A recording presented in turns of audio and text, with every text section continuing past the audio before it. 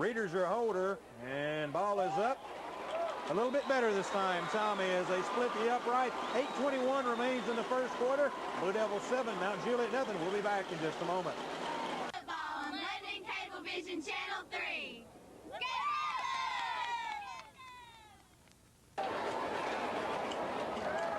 Lebanon scoring on their first possession of the night, going 66 yards in 6 plays.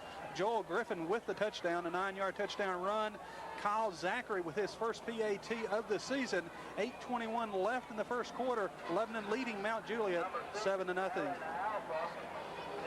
It will be for the Blue Devils, kicking off Kyle Zachary. Deep for Mount Juliet is Alan Alpha, who stands at about his 12-yard line. High deep kick by Zachary, taken by Alpha at about the 10, up to the 15, out to the 25, 29-yard line, brought down there by Damian C. So the Bears will go on offense just shy of their own 30-yard line. Offensively, Mount Juliet likes the I formation. They've run out of 2 tight ends with a flanker. Ricky Norval is their starting quarterback on the season. Norval 11 out of 27. No touchdowns, 2 interceptions, 122 yards. So it'll be 1st and 10 for the Bears. Just shy of their own 30-yard line. I formation. Norval is your quarterback. He will turn, toss sweep to the right side. Nowhere to go for Tito Butler. Back there with him very quickly is Ricky Phillips off that left side. Tommy? Quick pursuit on the corner.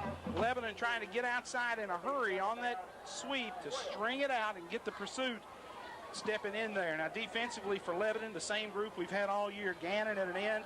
Crockett and Alls are your tackles. Bowles the nose man. Trey Reynolds at end. Sellers and Griffin the linebackers. Scott Baker is split wide to the left side. I formation behind Norval. About a loss of 1.5 yards on that play. As a little defensive switch and a quick pass is completed at about the 35-yard line. Catching that is Sean Daniel, the tight end, but Tommy, the moment he caught it, he had some help out there to greet from the defense.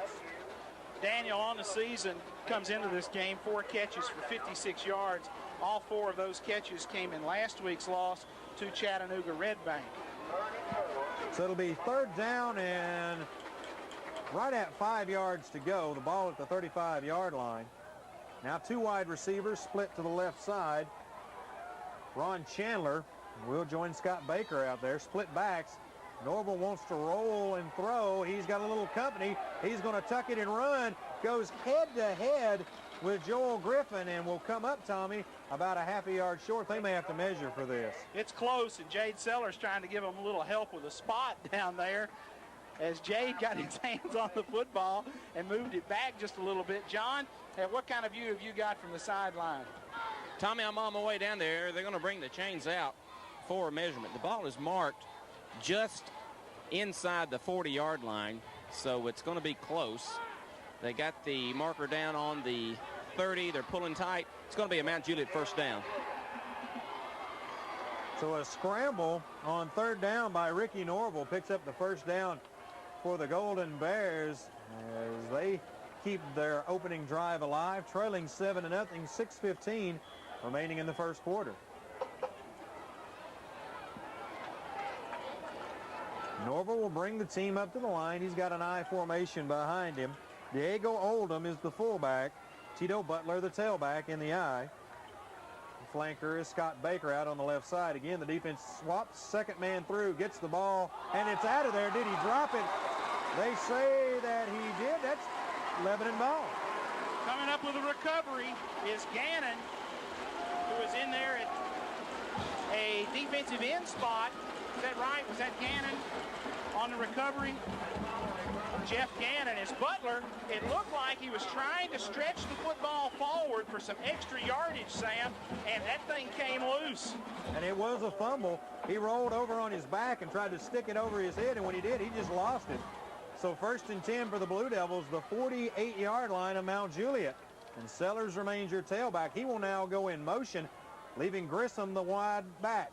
Reeder sets company. He never saw him coming, sacked by Guy Graves as he came free on the right side, and Tommy Reeder was looking the other direction all the way and never saw him. Backside pressure got him as the Mount Juliet defender blew just completely clean through there. Sellers was the intended receiver. As they pumped it in the flat, he was turning down the far sideline. Jason never had a chance. A loss of 6 on that play will make it 2nd down and 16 for the Blue Devils. C split wide to the right side. It is Clemens on the left. Straight drop by Reeder. Screen pass to C. Too high for him. A good idea, though, Tommy. Oh, man, and that looked open, Sam. We ran Ron C. into the middle of the field on what they call the Miami screen play. They let the front wall come through. Ron slips in behind him, and Jason just a little off with that pass, uncatchable, and that could have been some big yardage for the Blue Devils. So 3rd and long for the Blue Devils, 16 yards. They need to get inside the 39-yard line. And Tommy, one of the things to watch this week, of the first 2 games, Reeder's been kind of Jekyll and Hyde. He had a horrible first game against Columbia and a wonderful game last week, so we'll just have to see what he does this week. 3rd and long. He will drop the ball, Will Reeder. It is loose, but they will give it back to the Blue Devils as alertly. Well, I'm assuming the center fell back on the ball, looks like. So 4th down and 16, and even though they get the fumble, Tommy, not a lot out of it. Nothing at all out of that as Bo Grissom will drop in a punt formation. The up man is Tressler, and the Bears will trot, I believe that's Butler, back to return. Tito Butler will drop. He'll stand just inside his 15-yard line. Good snap. Not a good kick by Grissom. Wobbly. It'll land and take a Mount Juliet bounce and down at the 33, almost the 34-yard line. Not the greatest of yardage, Terry. Sam, 21 yards on the punt. It looks like it's going to stop between the 33, almost on the 34, and that's where Mount Juliet will take over, 1st down. 4 minutes, 8 seconds remain in the first quarter. 7-0. The Blue Devils on top of Mount Juliet as both teams, Mount Juliet fumbled on their last possession. The Blue Devils unable to move it, so Norval will get another chance. Again, I formation behind him. Butler is the tailback. They will go with 2 tight ends and a wide receiver right. Straight up the middle to the fullback, that is Oldham, and they will give his forward progress to about the 36-yard line, so a couple of yards.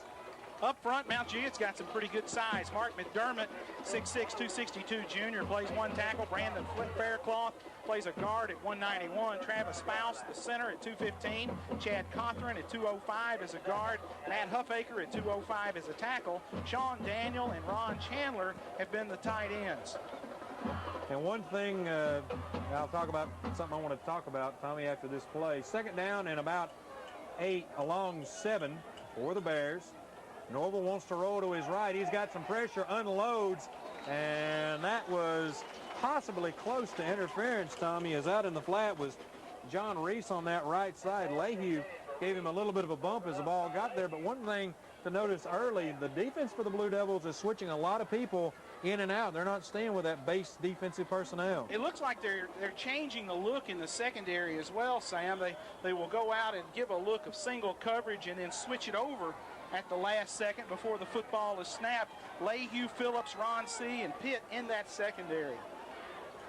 So 3rd down and long, 8-9 yards for the Bears. Norval looks over the defense, which is moving. He wants to roll again. Pressure, gets away. He's got some room to run and runs out of room at about the 40-yard line, as it is Phillips who catches him from behind.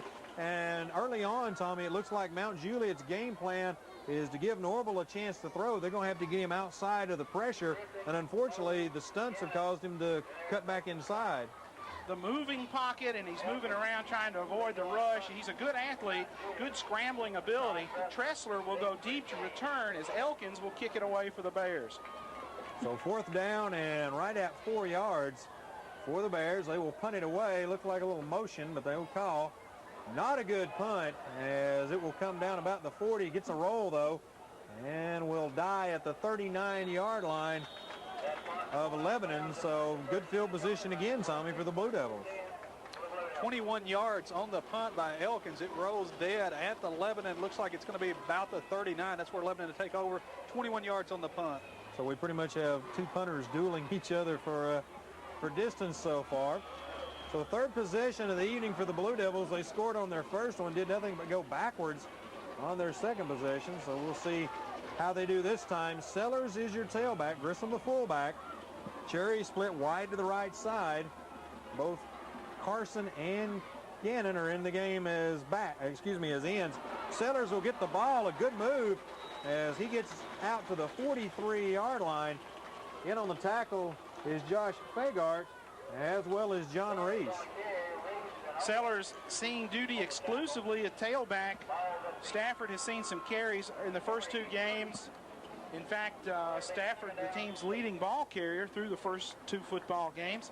He has not been back there at tailback, and Griffin on occasion has seen some work back there, but they've had him flanked at a receiver and in the slot.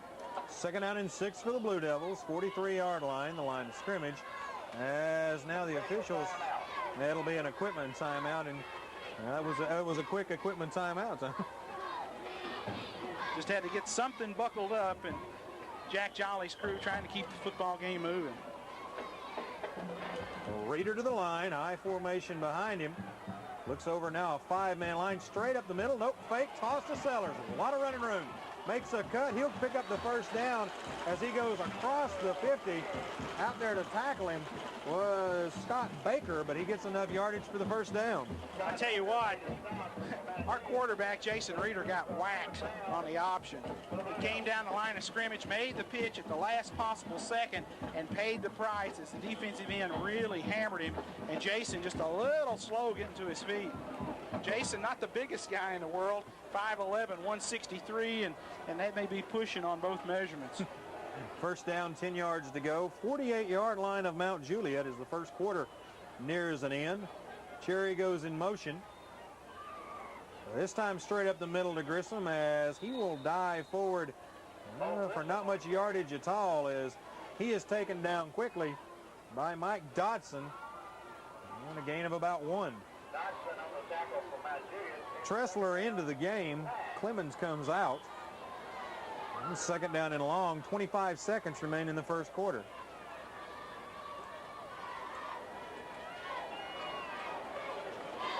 Tressler goes wide left. Cherry on the right.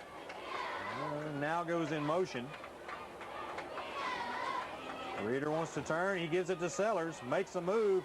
Pays the price at about the 46-yard line. He'll pick up a couple. And that'll do it for the first quarter here from Noakes Lassiter Field. Your score, Lebanon 7, Mount Juliet nothing. We'll be back in just a moment.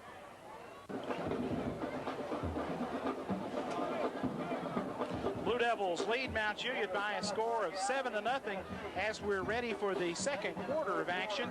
John Bryan down on the field, Terry Stafford handling the stats, Sam Axley on the play-by-play, and I'm Tommy Bryan as Lebanon Cablevision and the Blue Devil Booster Club brings you this production of Lebanon High School football on Lebanon Cablevision 3. And we have had some technical problems with our camera equipment. For that, we apologize tonight. We hope as the evening goes along, we can clear this up just a little bit for you.